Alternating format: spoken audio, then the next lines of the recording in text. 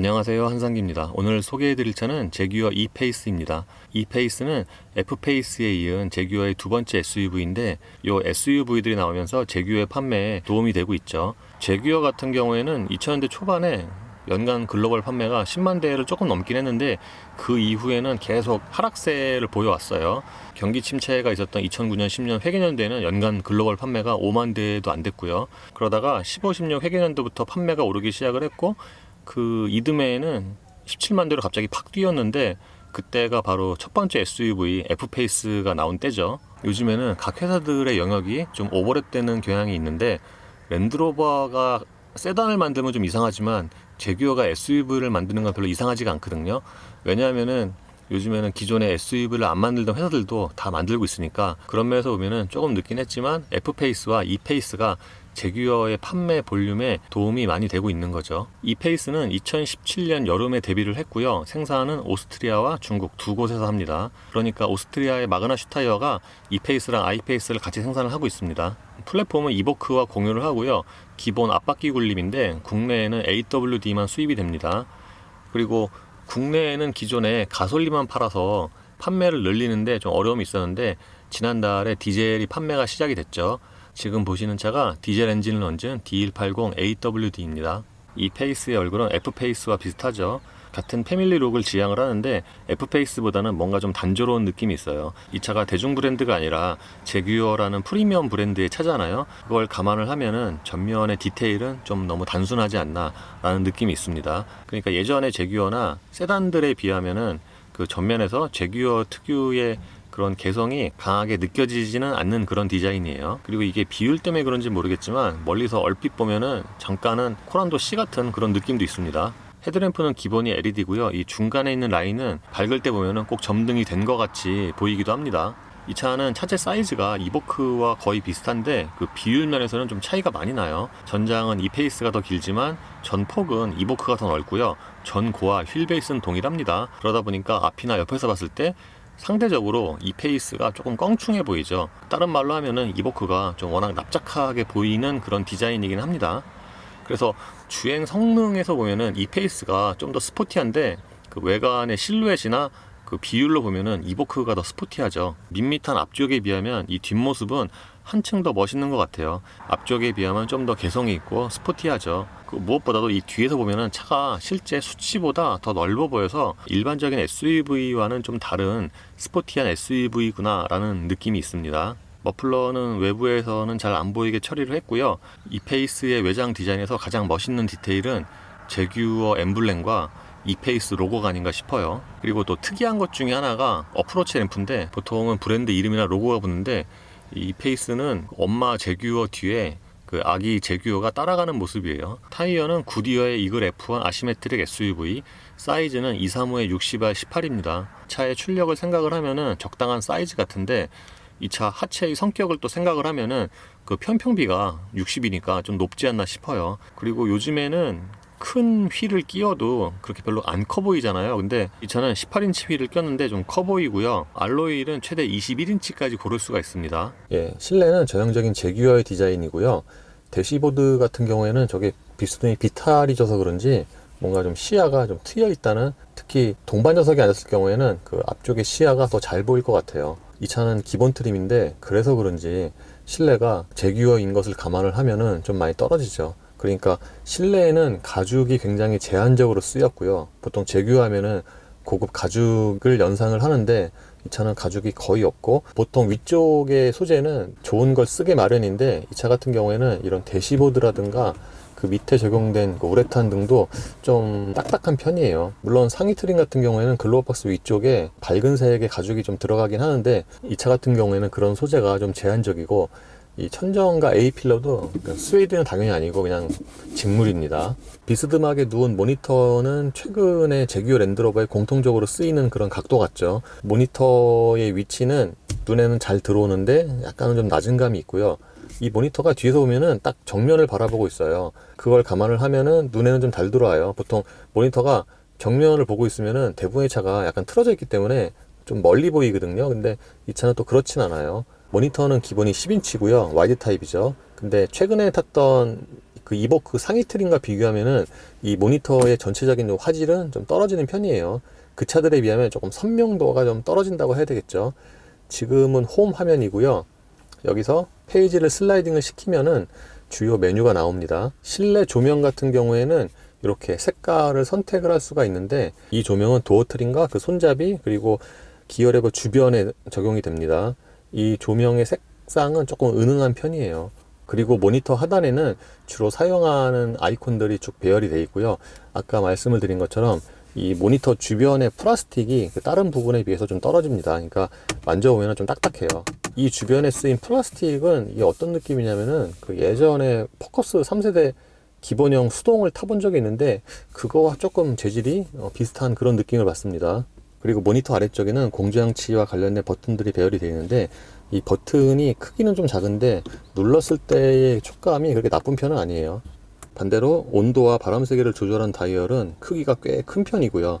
제규어 랜드로버 최근 차들 보면은 그 밑에 모니터에서 따로 공조장치를 조작을 하잖아요. 그거에 비하면 이 다이얼이 사용하기가 훨씬 편하죠. 기어 레버 앞쪽에는 핸드폰 하나 놓기 좋은 수납 공간이 마련이 되어 있고요. 뭔가 무선 충전 패드 같이 보이는데 그건 아닙니다. 그리고 이 센터 패시아는 비대칭 디자인이죠. 이쪽에 딱 잡기 좋은 손잡이가 마련이 되어 있습니다. 기어 레버는 주변에 여백이 많잖아요. 그래서 좀 썰렁해 보이고요. 이거는 드라이브 모드죠. 드라이브 모드는 에코와 컴포트 다이내믹 그리고 비, 얼음, 눈 모드가 있습니다. 대부분의 차들이 그렇듯이 컵홀더는 양쪽의 크기와 깊이가 조금씩 다른데, 이 차는 그 차이가 좀 더 큰 것 같아요. 이쪽은 좀 눈에 띄게 그 크기가 크고 그 깊이도 좀 차이가 있죠.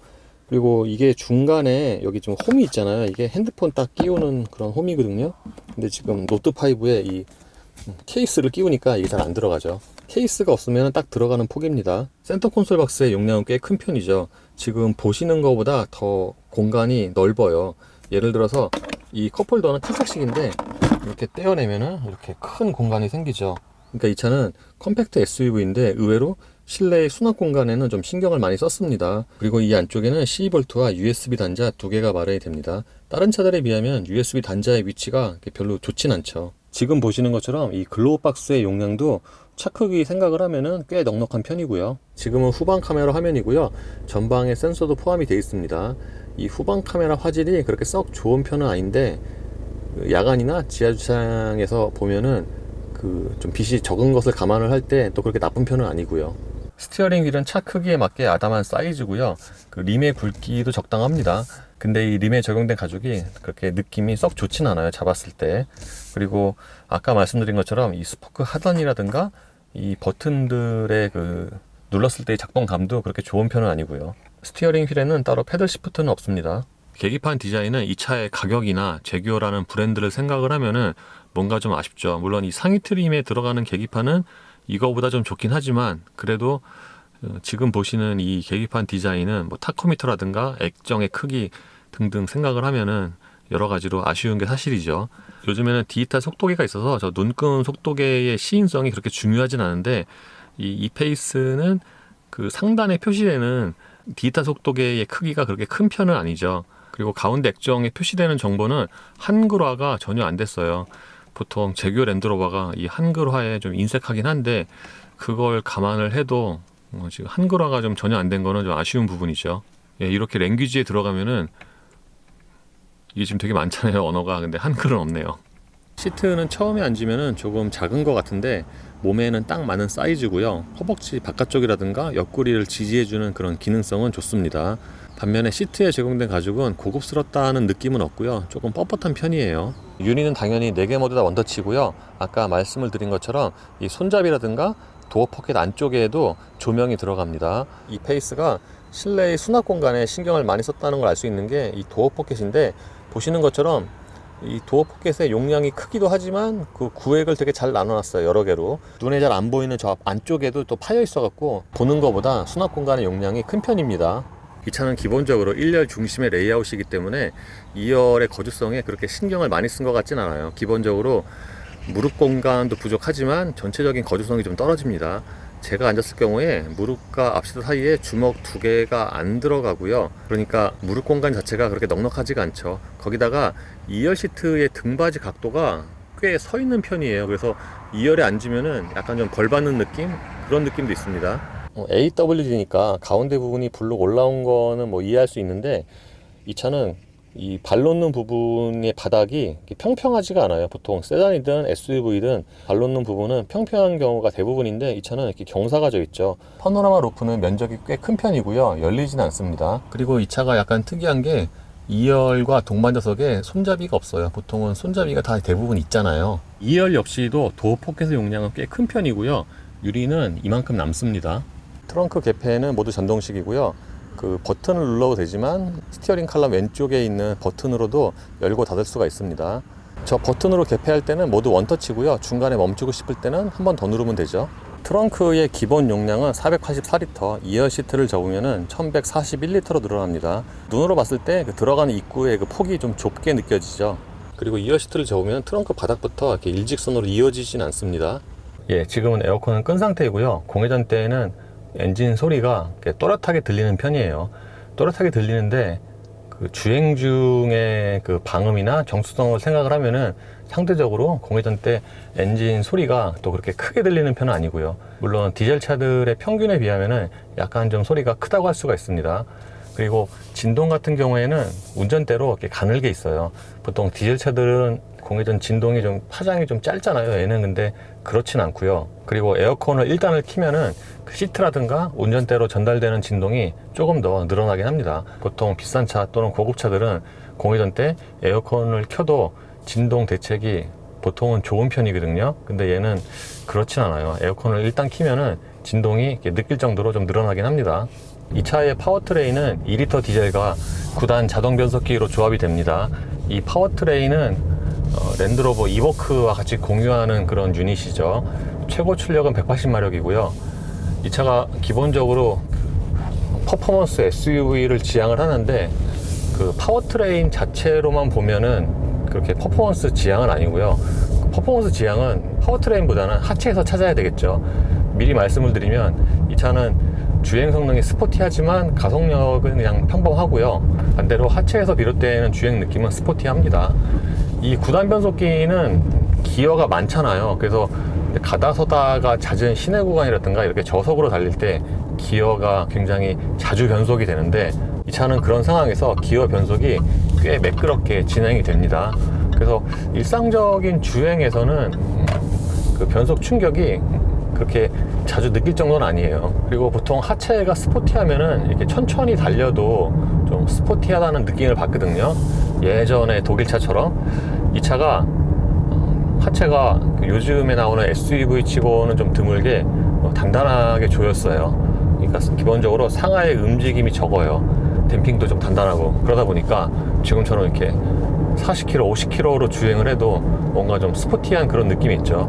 그리고 엔진 소리도 회전수가 그렇게 높지 않아도, 지금 대략 1500rpm인데 이 상태에서 이렇게 조금 가속을 하잖아요. 그러면 바로 이렇게 엔진 소리가 그러니까 볼륨 자체가 크죠.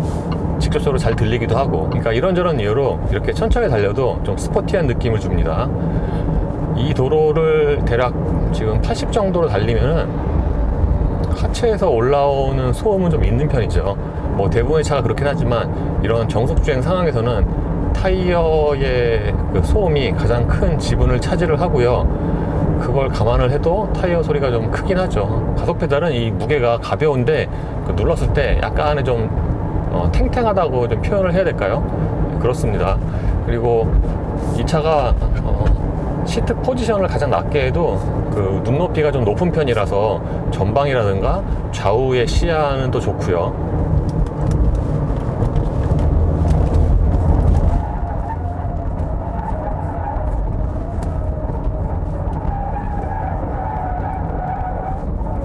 어제 비가 와서 코너를 제대로 돌아본 거는 방금이 처음인데, 코너 정말 잘 도네요. 그 같은 플랫폼을 사용을 하는 이보크와는 뭐 비교할 수 없이 얘가 좀 더 스포티하고요.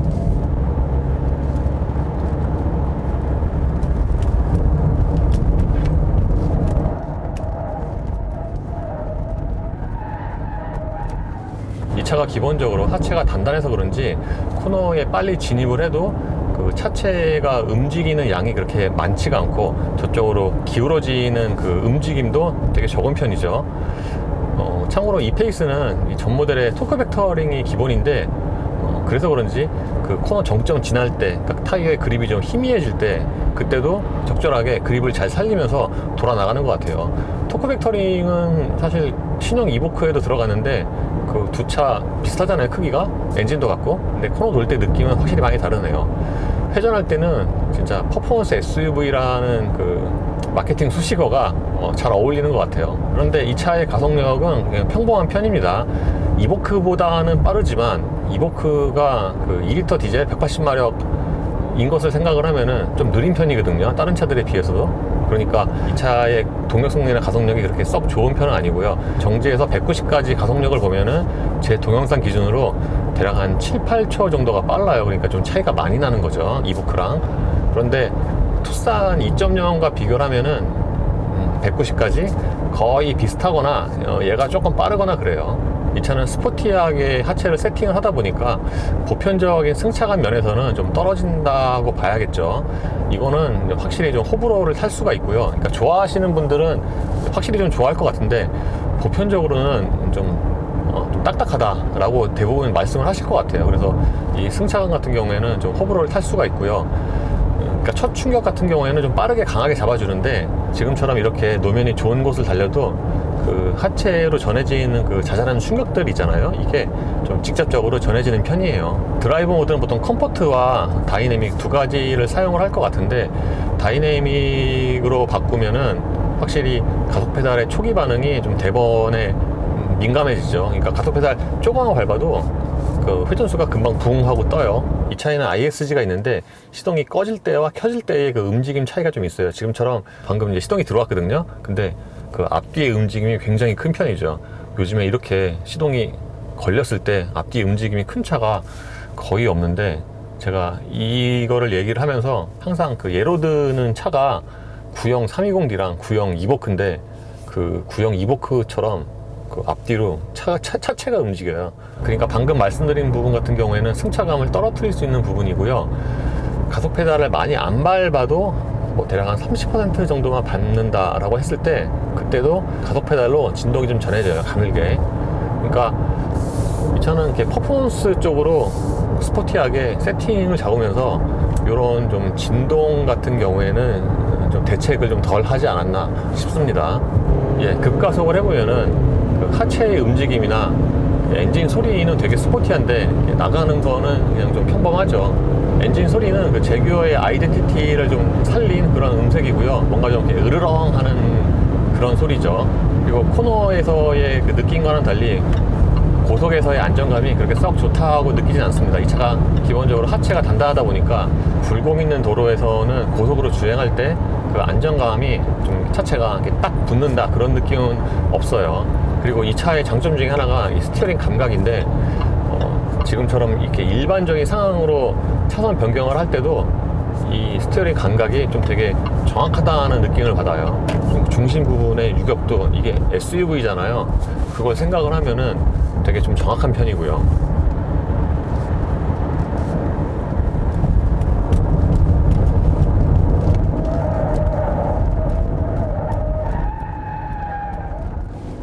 보통은 코너 진입 속도가 높으면은 초반에 언더스티어가 나오거나 엔진 출력을 좀 줄이잖아요. 이 차는 그거보다는 그냥 우악스럽게 타이어 그립이나 하체의 능력을 살려서 돌아나가는 그런 느낌이에요. 그래서 이 차의 가장 큰 장점은 스포티한 운동 성능과 회전 성능이 아닌가 싶습니다. 이거는 다른 차들에 비해서도 좀 두드러지게 강점이라고 할 수가 있어요. 최근에 타본 SUV 중에서 회전 성능이 가장 좋아요. 근데 이거만 갖고는 좀 이렇게 어필하기가 힘들죠.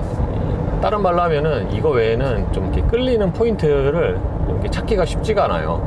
이 차는 안팎으로 디자인이 뭐 크게 아주 매력적인 것도 아니고, 예를 들어서 이보크 같은 경우에는 일단 외장 디자인이 워낙 좋잖아요. 그래서 그 시각적으로도 굉장히 끌리는데, 이 차는 뭐 그 정도는 아니고, 실내는 뭐 보시다시피 이 차가 가격이 5천만 원이 넘는데, 그 가격을 생각을 하면은 좀 확실히 좀 떨어지는 그런 실내 디자인 또는 내장재고요. 거기다가 편의미나 안전장비도 좀 부족하죠. 예를 들어서 요즘에는 뭐 3천만 원 이하의 국산차에도 차로 유지장치가 들어가잖아요. 근데 이 차는 없어요. 그냥 차로 이탈 방지 기능만 있어요. 예를 들어서 스티어링 칼럼 왼쪽에 있는 버튼을 누르면은 이 위에 차로 유지 그림이 나타나는데, 지금 보시는 것처럼 이렇게 타이어가 바퀴에 닿으면은 스티어링을 이렇게 어시스트를 해주죠. 그러니까 차로 이탈을 방지해주는, 요즘에 많이 사용하는 차로 유지보다 한 단계 낮은 성능인데, 사실 이거보다 더 비싼 제규어 랜드로버에도 잘 안 들어가니까 이페이스에 없는 게 당연할 수도 있죠. 거기다가 크루즈 컨트롤도 일반 타입이고요. ACC가 아니에요. 통풍 시트도 없는 건 당연하고요.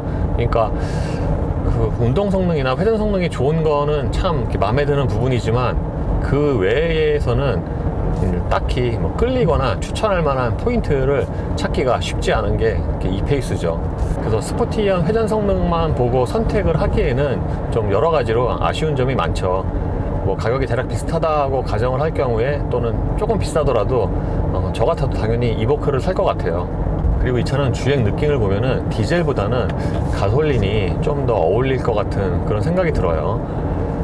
다행히도 그 실내에서 또 잡소리는 안 나요. 보통 저 제규어 시승할 때마다 좀 잡소리가 나는 경우가 좀 많았는데, 이 차는 그 잡소리는 없어요. 실내에서. 대신에 이게 벤츠처럼 와이퍼, 이 차 지금 새 차거든요. 주행거리가 400km밖에 안 되는데 이 와이퍼 작동할 때 좀 소리가 나죠. 크게. 오늘 같은 경우에는 이렇게 완전히 이쪽으로 젖혔을 때 그때 소리가 좀 크게 나는데, 어저께 같은 경우는 중간 부분에서 움직일 때 그때 소리가 났거든요. 이것도 이렇게 어제 오늘이 다르네요, 소리가. 예, 이로써 제규어 E 페이스의 시승을 마치겠습니다. 감사합니다.